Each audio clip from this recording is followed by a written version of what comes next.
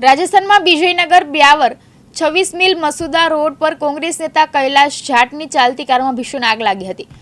આગની આ ઘટનામાં કૈલાશ જાટનો આબાદ બચાવ થયો હતો। આગ જેટલી ભયાનક હતી કે કાર બળીને ખાખ થઈ ગઈ હતી। આગની આ ઘટનામાં પોલીસ અને ફાયર બ્રિગેડની ગાડીઓ ઘટનાસ્થળે પહોંચી આગને કાબૂમાં લીધી હતી। ડુડીએ જણાવ્યું હતું કે જ્યારે મસુદા તેની પત્નીને તેના સાસરે મૂકીને વિજયનગર પરત ફરી રહ્યા હતા ત્યારે બાજુના મિરર પાસે શોર્ટ સર્કિટ થયું હતું, જેના કારણે કારમાં આગ લાગી હોવાની શક્યતા છે। કૈલાશ ડુડીએ જણાવ્યું કે આગ એટલી ઝડપથી ફેલાઈ રહી હતી કે જો તે વધુ સમય અંદર રહ્યો હોત તો તે પોતે પણ આગની લપેટમાં આવી ગયો હોત। રસ્તા પરથી પસાર થતા રાહદારીઓએ કૈલાશ ડુડીને કાર બહાર કાઢવામાં મદદ કરી હતી। માહિતી મળતા પોલીસ એએસઆઈ તેજમલ ગુર્જર વિરેન્દ્ર કુમાર ઘટનાસ્થળે પહોંચી ગયા હતા અને ફાયર બ્રિગેડની ટીમ સાથે આગ પર કાબુ મેળવવાનો પ્રયાસ કર્યો હતો। આ ઘટનામાં કોઈ પણ પ્રકારની જાનહાનિ થઈ ન હતી।